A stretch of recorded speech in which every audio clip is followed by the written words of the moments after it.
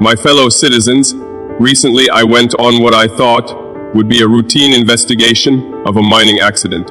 I descended almost 700 meters into the earth, into a gold mine shaft, expecting to find damaged tunnels and injured workers. Instead, I found something heartbreaking and unacceptable: children working in the darkness underground.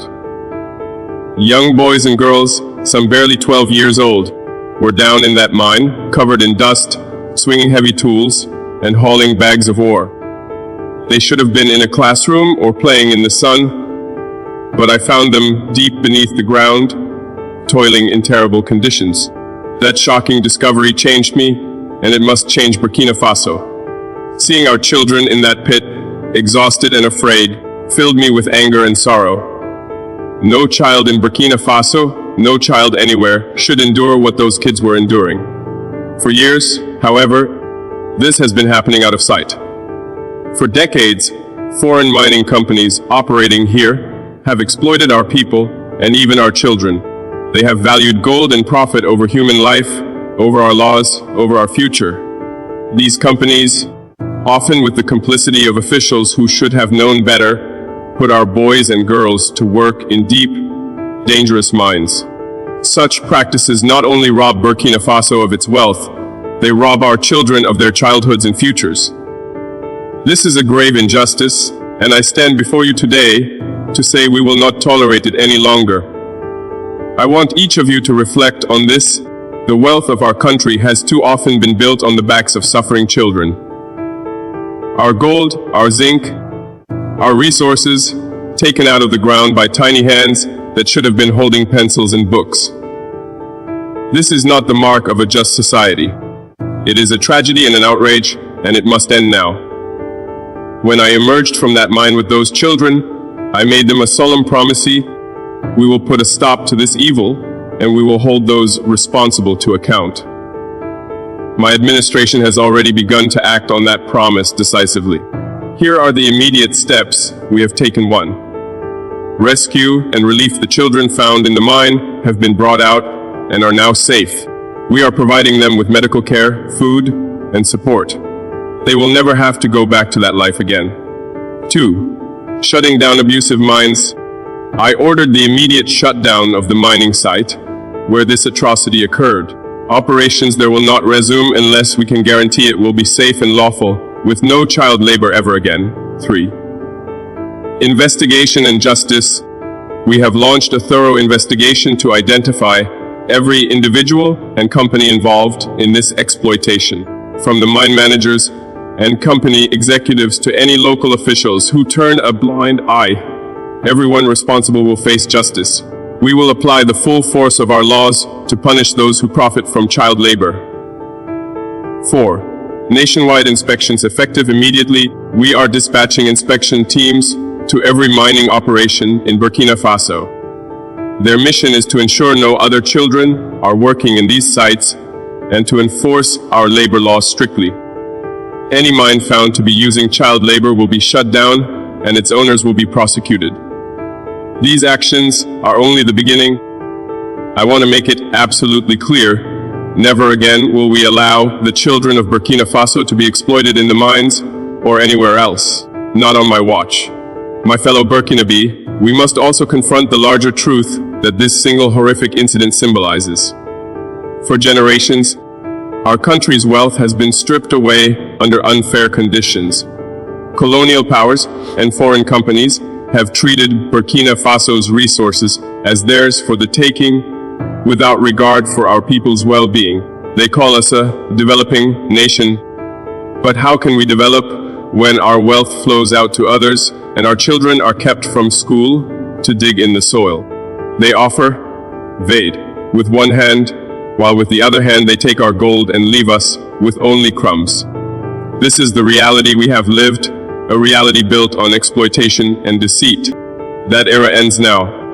We are no longer going to accept a world order that disguises exploitation as partnership or charity. If any company, foreign or domestic, thinks it can continue to abuse our nation's hospitality and our people's labor, think again.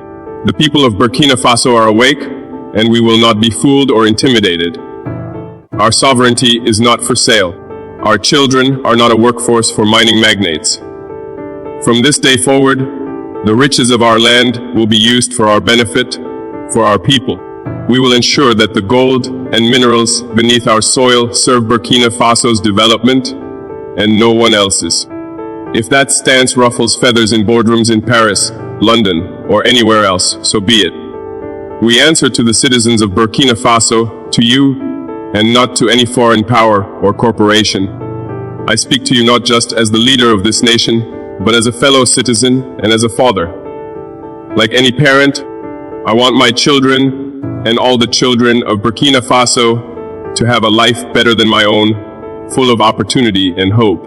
When I saw those children underground, I felt that we had failed them. I felt pain and anger, but also a renewed determination.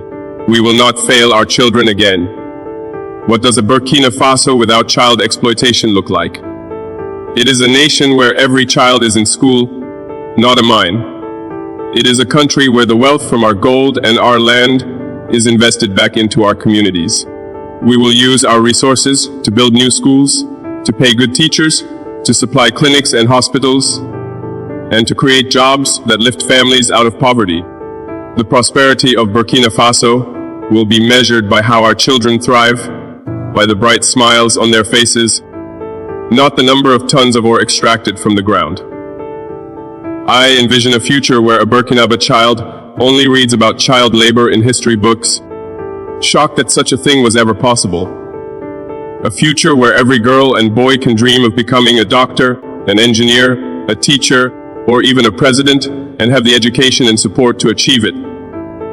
This is not just my dream, I know it is your dream too. And together, we are going to make it a reality. My dear compatriots, the journey ahead will not be easy, but it is a road we must walk for the sake of our nation's soul. We have drawn a line in the sand. No more exploitation, no more abuse of our people, especially not of our children. I ask all of you mothers, fathers, workers, students, soldiers, and leaders to join me in this effort. We must stand united as one people to defend the dignity of Burkina Faso. When the world looks at Burkina Faso, let them see a country that stands up for what is right. Let them see a people who will not be bullied or tricked into trading our children's lives for any amount of gold. We have inherited the strength of our ancestors who fought colonial rule, and we will carry that strength forward to fight modern-day injustice and slavery. Together, we are going to build a new Burkina Faso. A Burkina Faso where our children are safe and free, where our resources light up our cities and educate our youth, not enrich others at our expense. We will write our own destiny with our own hands. I have no doubt that if we remain united and resolute, we will prevail. The light of justice will shine into even the deepest mine shaft and bring our children back into the day. The world will know that the people of Burkina Faso will never again allow themselves to be exploited. Thank you for standing with me in this fight. May we always protect the innocent, uphold justice, and may God bless Burkina Faso.